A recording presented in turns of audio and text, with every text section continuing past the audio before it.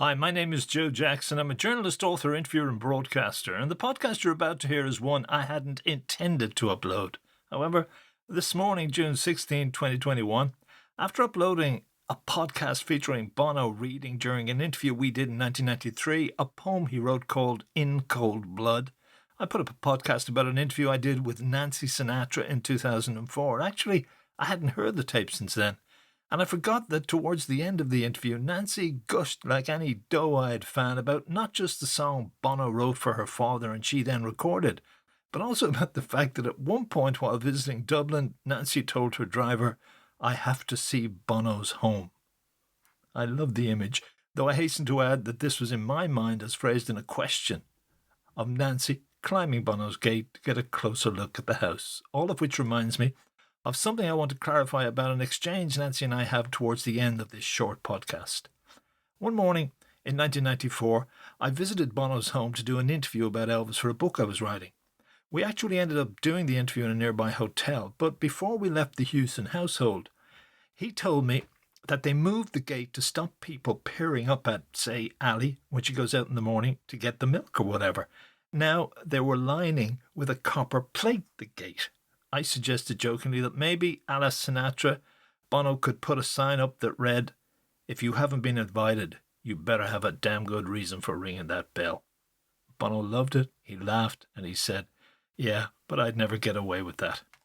He could if he called on the Irish Mafia, aka Fianna Fáil. Anyway, here's part of the chat I had with Nancy, and if you want to read the full article, check out joejacksoninterviewer.com. I'm so excited. I hope Bono comes to this show. I'd love to have him see what we're doing with. He wrote the song "Two Shots of Happy, One Shot of Sad" for my father, but my father wasn't able to perform it ever. So he gave it to me. He gave me his multi-track, and I've done what I hope is the recording that will please him. I don't know. I hope so. Yeah, I knew he had written that for your father. He has talked to me about that. Yeah, I hope that this.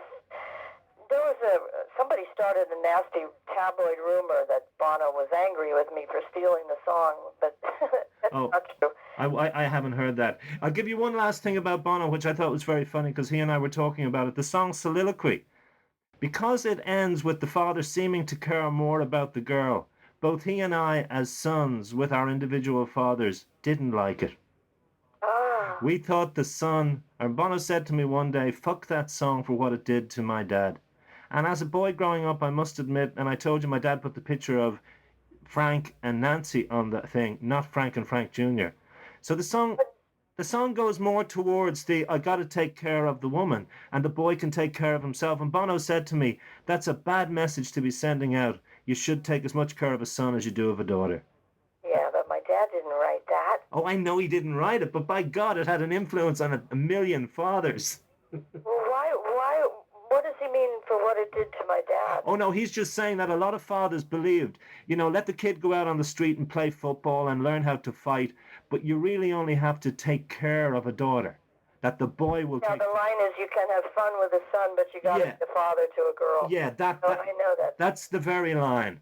That it's like... Glad you told me this. I've never heard of this before. Have you not? You're sorry I told you? No, I'm delighted you told me, because it gives me an insight that I didn't have. That's very important. Oh, no, absolutely. And before my dad died, he explained to me, he said, just because I sang along with Frank didn't mean that's what I was feeling. I love my son as much as I love my daughter. Oh, of course. So, but it was nice to hear him say it. With my first trip to Dublin in '95, I was on a book tour, and I went to... I had a wonderful man driving me around to show me some of the sights. We went to some graveyards and saw some of the oldest structures in Ireland and in the world. Right. And then I said, but I want to see Bono's house. I want to see where Bono lives. So he showed me. Did you ring the bell? Where James Joyce lived, and so on. I said, but I want to go to Bono's house. Well, here's another little insight into Bono you couldn't have known. The first day I went up to Bono's house to interview him, he was having trouble with the bell. And I said, you should put a sign on it saying, if you haven't been invited, you better have a damn good reason for ringing this bell. I said, That's right. I said, that's what Mr. Sinatra did. And he said, I couldn't get away with that, Joe. I think he could. I think it's great. My father also had a doormat that said "Go away" on it.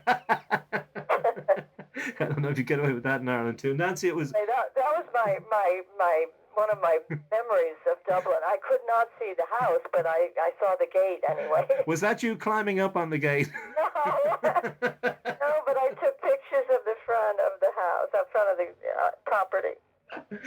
Joe Jackson here again. I thank you for listening to this edition of the Joe Jackson Interviews podcast. And don't forget, if you want to check out some of my articles, many are available on my website, joejacksoninterviewer.com.